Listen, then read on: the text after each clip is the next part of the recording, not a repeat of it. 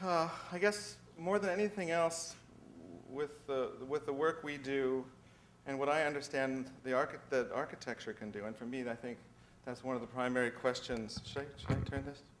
Primary questions when we approach projects is that essential inquiry of what can architecture provide, what can architecture reveal on this site, in this project. And for me, it's an introspective act. It's not an act of proclamation, it's not an act of sensation. It's an act of deep inquiry and insight, which really begins with looking at a site, and looking at the quality of space and the light, looking at the kind of scale and texture of a place. And really, it's not about being contextual so much as it is as looking to see what the architecture can manifest, what the architecture can gather together to reveal or contrast or exclude in some ways.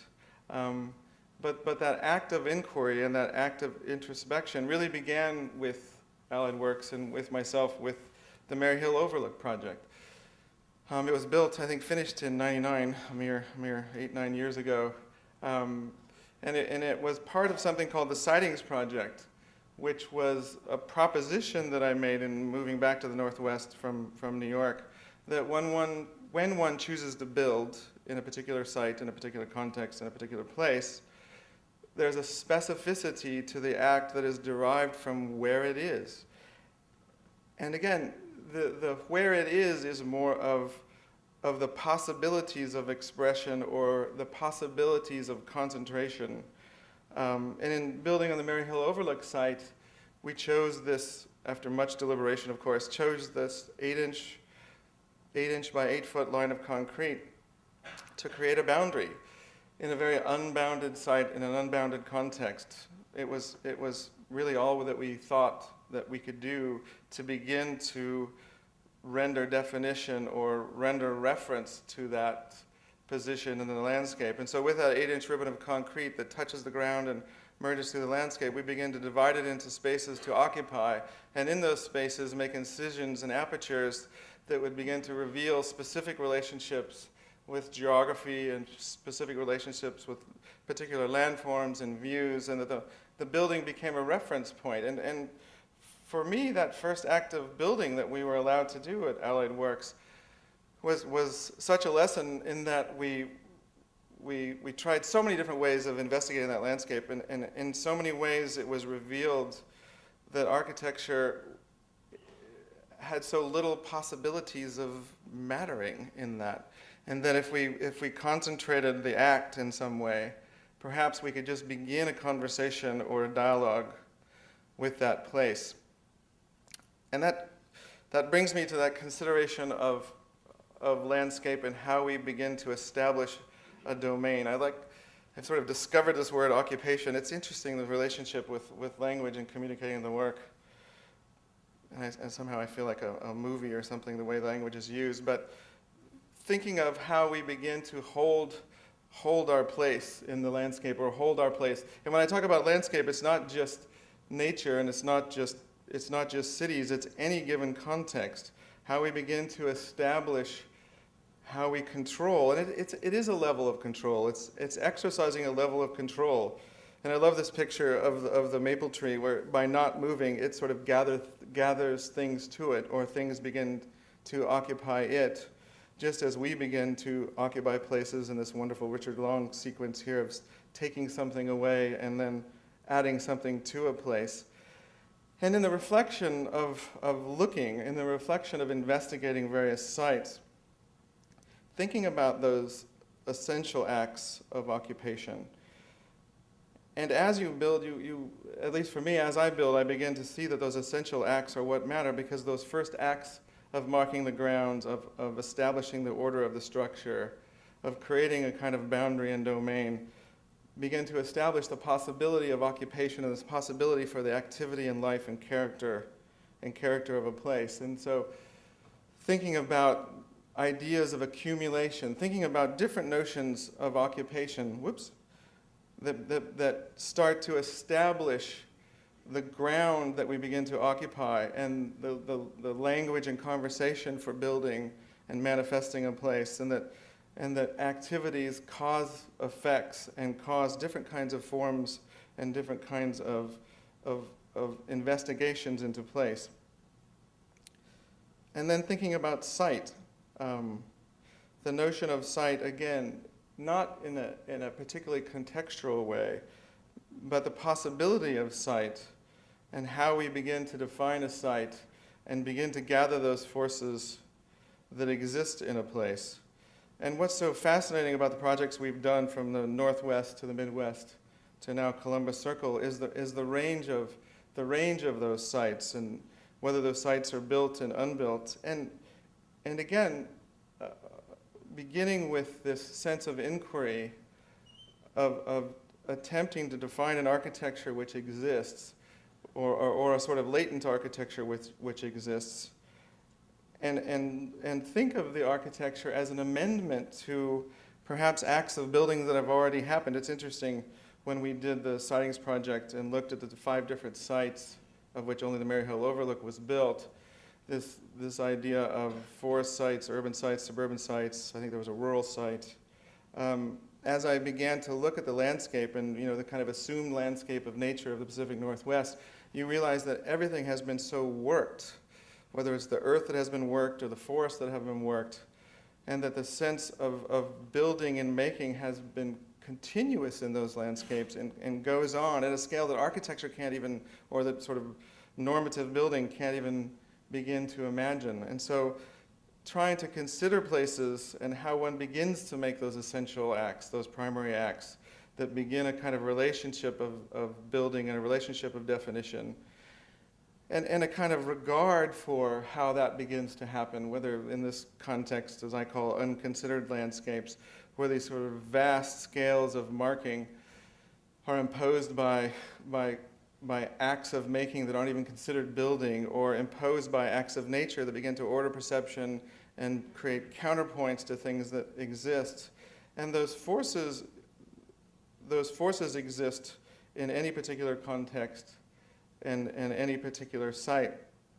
And in the United States, I think more often than not, and certainly with the first projects that we've been able to explore, the incidental landscapes or the kind of found landscapes or the leftover landscapes are the kind of prevalent context of urban America at this time, and a kind of devalued place.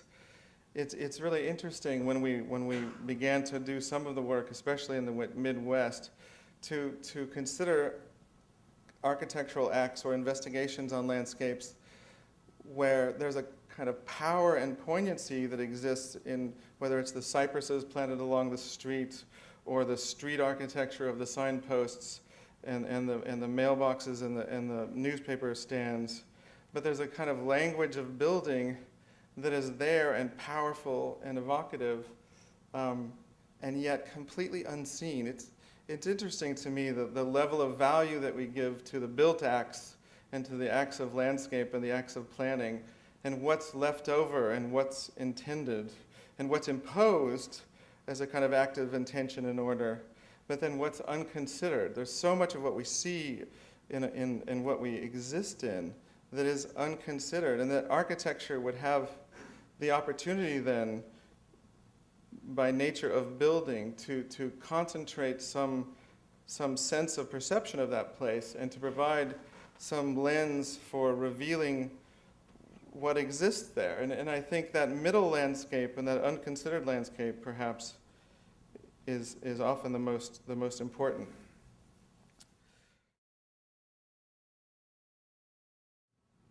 It's a very small building, as you all know. I think it was about 40-some thousand square feet when we began, and I think we added 4,000 or 5,000 square feet to it internally. But we were given the building really as the site. We couldn't add to it, we couldn't tear it down, we couldn't really render the form new in any way, and in some way very related to Wyden and Kennedy. But whereas Wyden and Kennedy was a completely introverted construct, this is a building which existed as an object, and yet the reinterpretation of the space really began with the consideration of how to render that building and the experience of that building new for the activities of the museum. And so to think then of, in that context, and all of the transformations that have happened on that site, and I think it's important to think of that this is just a moment of a reinterpretation of what is already there. And it's a reinterpretation of what's already there structurally. And that was really where the project began. As an existing building, it was a site-cast concrete box with virtually no apertures in it.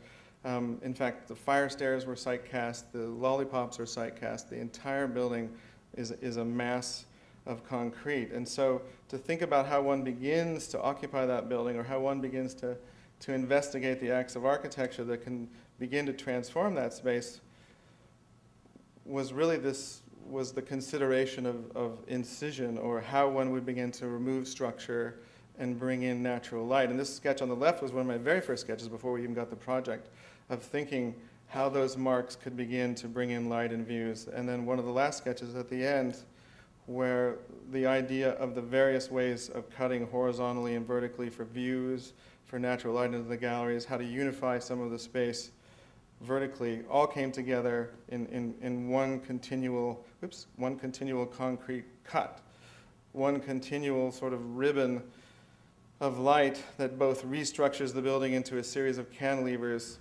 cuts through the floors to give you some sense of life and activity as you move through the space, and then vertically cuts into the facade to have the views and the orientations that site and that building provides. It's interesting. In many ways, that building is a compass point, and for years it existed as a compass point, as an object of memory, or a kind of vessel, I think, for a kind of projected memory of the life that moved around it. But it was a vacancy, because so few people occupied it, and so few people were allowed then to engage that space and orient themselves through the experience of the building back to the city around it. And so much of what we did in the investigation that we've been embarked on in the transformation was to reanimate that building and allow it to be a place to be occupied, and allow it to be a place to be not only seen but experienced, and through that experience understand its presence and place and position. So the cuts pinwheel around the elevator core. The elevator core is bearing, the exterior walls are bearing, and so the order of those cuts that reach out in the floors and ceilings, then move up along the facades, were all set as an investigation of what was possible structurally within that, and then scaled to the scale of the space. I think the net space on those floors is about 3,400 feet, something to that extent. It's a very intimate room if you've been in it yet. It's essentially a single room in a hollow tube of concrete that then, with these cuts, we began to scale and provide that distinction of place and the connections down 58th to the river and up Broadway and Central Park West and down Broadway and down 58th. And in that single act of removing, take something that is solid and render it transparent, but still allow the body to hold the site and hold the art, and allow the structure enough presence then, obviously for the kind of integrity that it needs, that we didn't have to add very much structure, but allowed the concrete itself to re-perform as a series of cantilevers. And the delicacy of the act, and when I say delicacy, it's not in a diminutive way, it's delicacy in a sense of determination that the building is simple, the building existed, it had a kind of presence and whole that we respected. It had a kind of solidity and exclusiveness, I think, that distinguished it from the buildings around it, and that exclusiveness also includes a kind of ambiguity of purpose and an idiosyncratic expression of its nature, I think, and to reinvestigate those existing, not only the existing qualities of the physical building, but the existing qualities of the memory of that building, or the sort of site of memory that building has created over the years, and to reinterpret that as well. And again, all through that determined act of a 2-foot cut that enlarges and moves vertically through the building to the sky. So the second investigation of architecture, or the second act of architecture, had to do with the exterior of the building. We had to reclad the building for various reasons. The marble was falling off. The building was not properly insulated with the thermal breaks and other sort of performance issues that required.